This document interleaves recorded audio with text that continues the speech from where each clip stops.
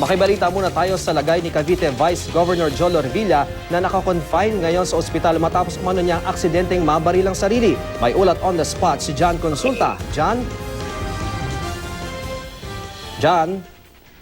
Ilan sa pinakahuling medical bulletin na pinalabas ni Dr. Joven Tanchoco, Chief Medical Officer ng Asian Hospital, patuloy ang pagbuti ng lagay ni Cavite Vice Governor Jolo Revilla.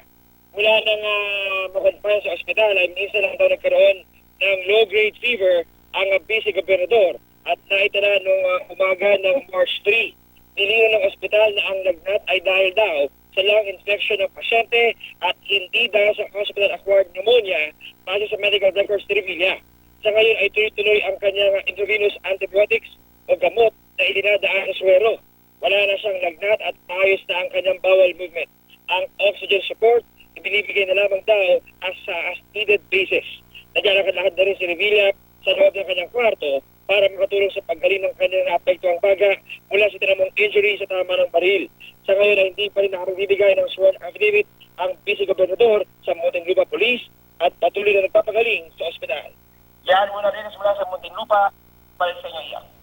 Maraming salamat sa iyo, John Consulta.